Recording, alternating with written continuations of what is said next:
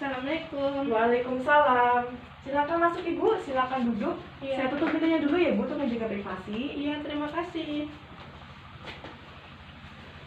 Perkenalkan ya Ibu, nama saya Bidan Fani, saya yang bertugas pada siang hari ini. Iya. Ada yang bisa saya bantu Ibu? Gini loh Bu Bidan, saya mau tanya terkait ASI eksklusif. Ibu ini nifas hari keberapa? Hari ke-7, Hari ke-7 ya Bu. Anak keberapa ini Ibu? anak ke-1 Baru pertama. anak pertama ya Bu ya. Iya. Berarti Ibu di sini ingin tahu informasi tentang apa sih itu ASI eksklusif ya Bu ya? Iya. Sebelumnya Ibu udah tahu atau informasi apa tentang ASI eksklusif?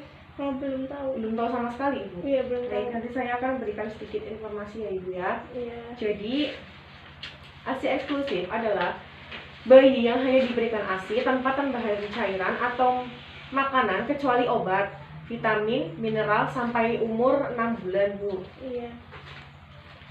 Kemudian apa sih manfaat ASI?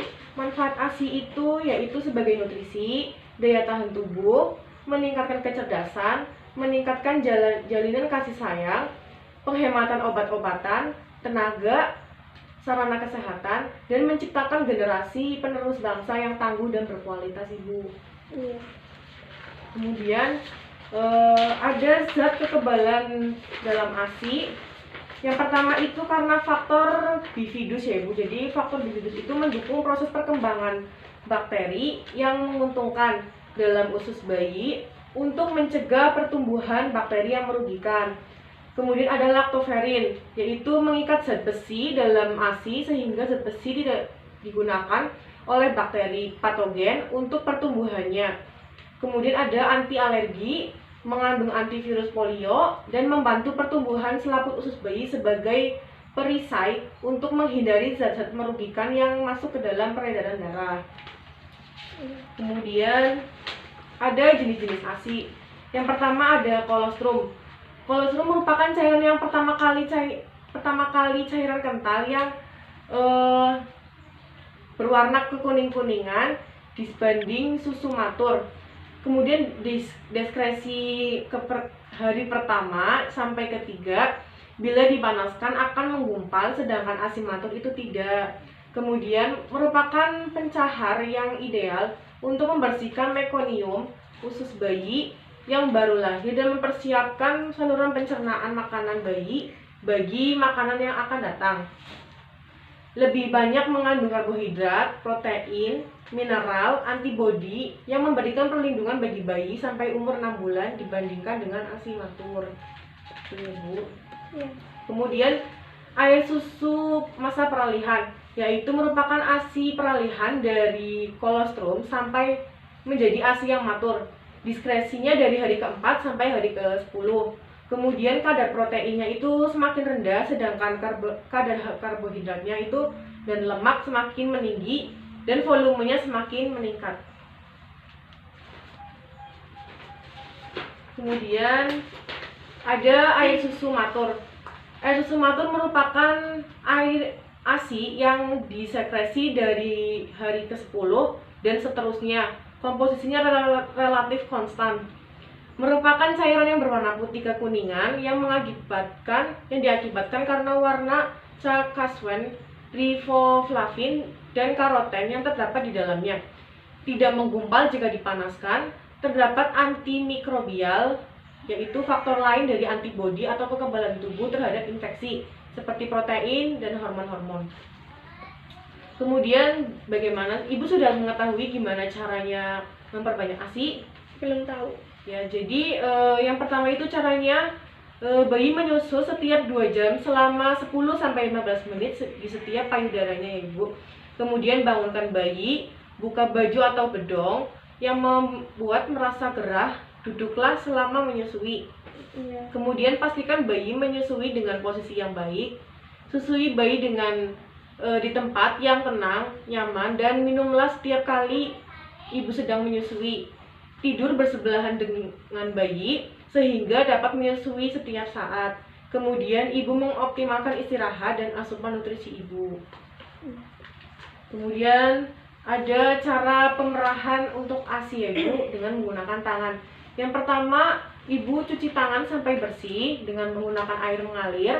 Kemudian siapkan cangkir atau gelas yang bertutup dan yang sudah dicuci dengan air mendidih. Kemudian kompres payudara ibu dengan air hangat dan dengan kain hangat. Kemudian di massage atau dipijat dengan kedua telapak tangan dari pangkal ke arah payudara. Ulangi pemijatan ini di sekitar payudara yang secara merata. Kemudian dengan ibu jari di sekitar talang payudara di bagian atas dan jari telunjuk pada sisi yang lain. Lalu daerah talang payudara ditekan ke arah dada.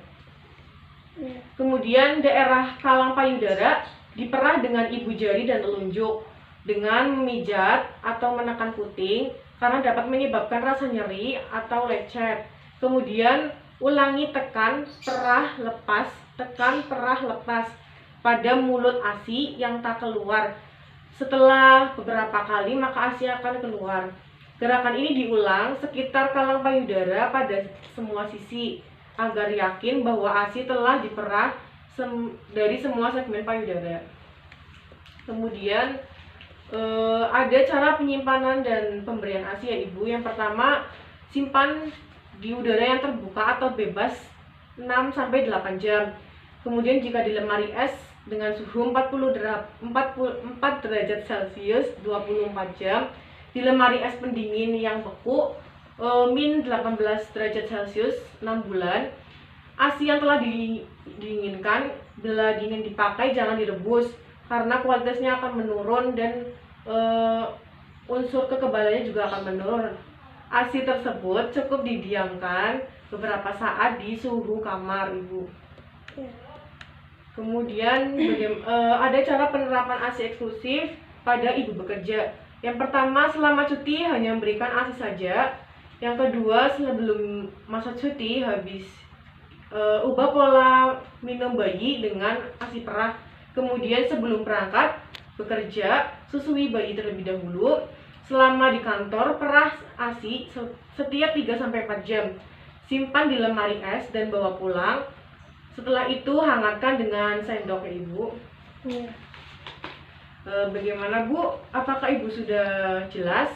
Iya, sudah jelas Bu Bidan. Untuk evaluasi ya ibu, Iya. bagaimana sih cara memerah susu yang benar? Untuk ASI.